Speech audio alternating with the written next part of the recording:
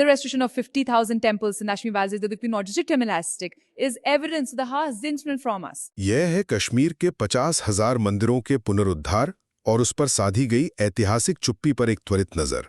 तो सुनीता गोयल की TBN view report खुलासा करती है कि कैसे दशकों तक वामपंथी इतिहासकारों और मीडिया ने कश्मीर में तबाह हुए मंदिरों के सच को हमसे छिपाए रखा। सच कहूं तो अब इस नैरेटिव का बदलना हर भारतीय के लिए जानना बहुत जरूरी है। पहला, मीडिया का दोहरा मापदंड देखिए। अगर कहीं चर्च की खिड़की पर एक पत्थर भी गिर जाए ना, तो वो हफ्तों तक ब्रेकिंग न्यूज बनता है। लेकिन जब कश्मीर में 50,000 मंदिरों को खंडर बनाकर एक पूरी सभ्यता को उखाड़ फेंका गया, तब तथाकथित सेकुलर जमात बिल्कुल चुप रही। क्या ये आपको हैरान नहीं करता कि एक छोटी सी घटना सुर्खियां बटोरती है, लेकिन पूरी संस्कृति का विनाश चर्चाओं से ही गायब कर दिया जाता है? दूसरा, ये खामोशी कोई इत्तेफाक नहीं, बल्कि एक सुनियोजित साजिश थी। TBN का स्पष्ट मानना है कि ये सब इसलिए हुआ ताकि आम हिंदू अपने वास्तविक इतिहास से अनजान रहे।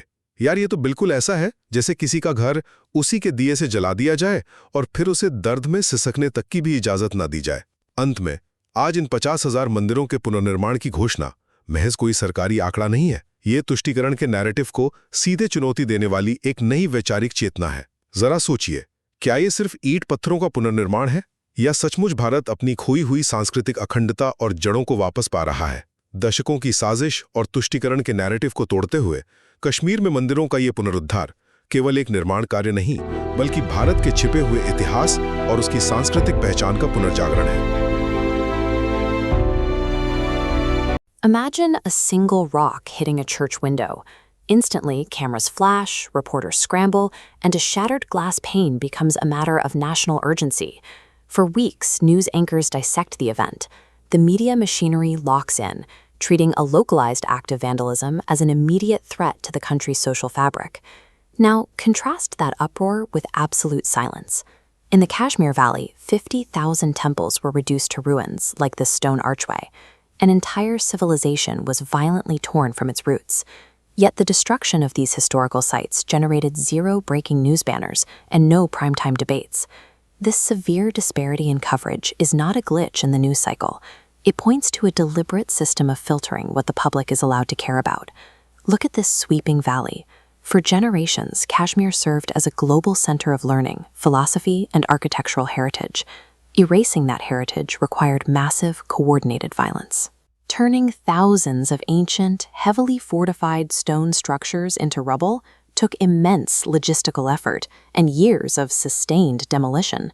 But the physical collapse was only half the tragedy. The families who survived this era were denied the basic dignity of publicly mourning their losses or demanding justice from the state. For decades, the Indian establishment maintained a strict blanket of silence over the valley. They prioritized protecting an ideological narrative over acknowledging the deep wounds inflicted on their own citizens. The tactics used to mute the tragedy in Kashmir were not invented there. They belong to a well-tested operational playbook used repeatedly to hide uncomfortable realities from the public. Look at the faces of these refugees. When the geopolitical reality of the Tibetan struggle became politically inconvenient, the establishment actively downplayed their plight to maintain diplomatic comfort with neighboring powers. That same machinery applied domestically. When massive corruption scandals like 2G and Bofors broke, it took massive crowds taking to the streets to break through the state's initial attempts to suppress the outrage. The common thread linking these events is a ruling system that views unfiltered truth as a direct threat to its own stability. Long before the ruins of Kashmir entered the modern discourse, the establishment had already built a highly effective ecosystem of silence designed specifically for self-preservation. This raises an important mechanical question. How do you actually delete 50,000 destroyed structures from the collective memory of a billion people? You do it by controlling the authors of history.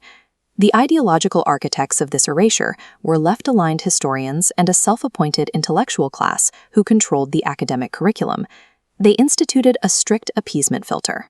As historical events hit a bottleneck in the academic system, minor outrages were allowed to pass through into textbooks, while the massive, systematic destruction of Hindu heritage was actively diverted into omission. This filter was aggressively policed.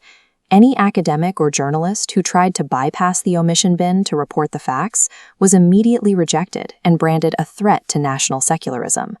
Legacy media outlets played their part by largely ignoring the ground reality, leaving the actual reports of violence buried deep in tied-up stacks of forgotten archives. The resulting public ignorance was not an accident of time.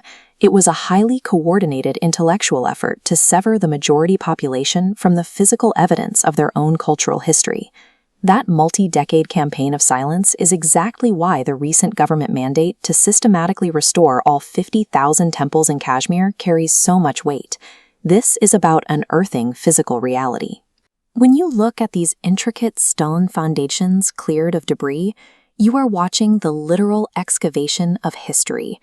Every block placed back onto these pillars acts as a direct blow to decades of institutional denial. This project signals that the era of managing perceptions through omission has ended. It proves that when physical ruins are brought back into the light, the old narratives of silence lose their power. The appeasement filter is collapsing under the sheer weight of undeniable physical evidence. There is an old observation that a house is often burned by its own lamps. Today, that same single bright flame is finally being used to illuminate the dark corners of the past. Restoring 50,000 sites moves the conversation from abstract statistics to tangible heritage. It forces a national reconciliation with a history that was once scrubbed from the public record. Openly addressing these deep historical wounds is the necessary first step to achieving actual justice and reconnecting a civilization to its origins. As the stones of these 50,000 temples rise again, they challenge the very foundations of the old silence. Does this reconstruction represent the ultimate recovery of India's cultural integrity? Let me know where you stand on this in the comments below, and subscribe for more deep dives into the stories shaping our world.